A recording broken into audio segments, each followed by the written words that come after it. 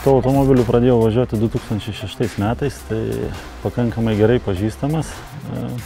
Yra tekę išbandyti kitos kartos Mitsubishių, tiek 8, tiek 10, kad ir, sakykime, dar greitesnių automobilių yra tekę išbandyti, bet likome prie jo galbūt dėl, sakykime, kainos ir kokybės santykio, to vadinkim greičiojo, dėl ko jisai šiai dienai yra dar nepigus automobilis, gali greit važiuoti.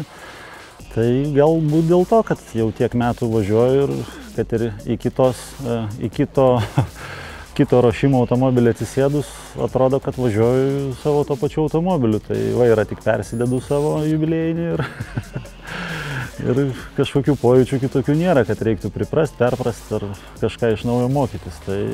Nes, kaip žinia, šį sezoną turiu naują šturmaną ir taip turim mokymusių, tai jeigu dar reiktų ir priprast prie automobilio, tai manau būtų visai sudėtinga važiuoti. Tai paskyrėme kol kas mokymasi tik tai ekipažo, nes šturmanas naujas, antros lenktynės jam buvo.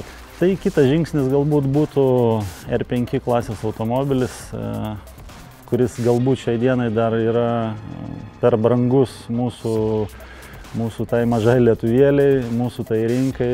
Tikrai būtų sunku rasti tokį rėmėją, kuris investuotų tikrai daug kartų daugiau pinigų nei dabar.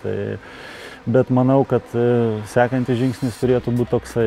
Žinoma, VRC būtų top brandas, bet tas toksai tarpinis ir pereinamasis būtų į tą aukščiausią lygį. Jeigu iki jo daeisim, tai būtų, manau, R5 automobilis. Norisi ten grįžti ir norisi grįžti ne tik, kad ten sudalyvauti ir pasidaryti keletą nuotraukų starto ar finišo podiume.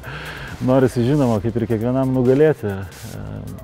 Kaip žinia, būna nugalėtojas vienas, vieniem daugiau sekasi, kitiem mažiau. Tai ruošimės tikrai maksimaliai daug, kad ta sėkmė, kad liktų tik sėkmės faktorius, kad visi tie pašaliniai faktoriai kažko nepasiruošėm namų darbų, jau jų nebeliktų, nes pakankamai darom šiais metais viską profesionaliai. Sportuoju su fizinio treneriu, kuris manim užsiema, ruošia būtent automobilių lenktynėm, specialius pratimus darome. Esu nugalėjęs žiemos ralyje. Tai buvo Winter ralis. Nesenai teko netgi vesti paskaitą Utenos gimnazistam.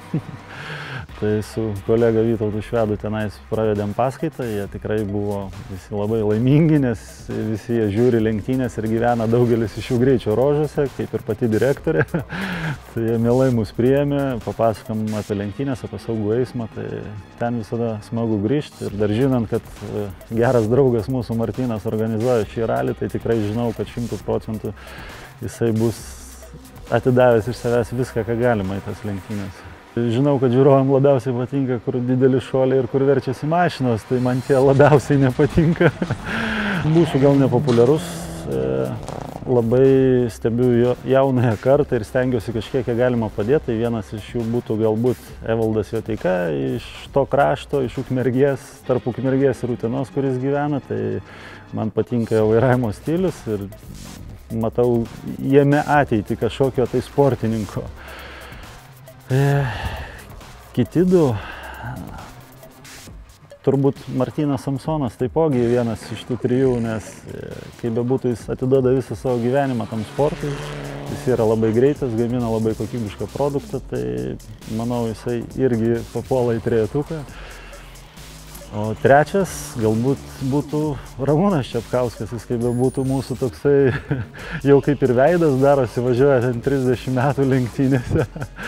Ir, kaip be jo, nei vienų lenktynių nepraeina, kokios bebūtų, ar Mato Šalčiaus taurė, ar dar kažkokias, jis visur dalyvauja. Tai žinau, kad bus sunkumų ir kad tikrai susitvarkytų su jais ir nenuleistų rankų, nes kaip bebūtų, Martynui su jo tėčiu yra pirmos organizuojamos lenktynės jų gyvenime, tai manau tikrai bus ir pavydžių žmonių, ir nepatenkintų, ir patenkintų, tai viską tą labai blaiviai suvirškinti ir tikrai dar pakartoti tą renginį dar kitais metais.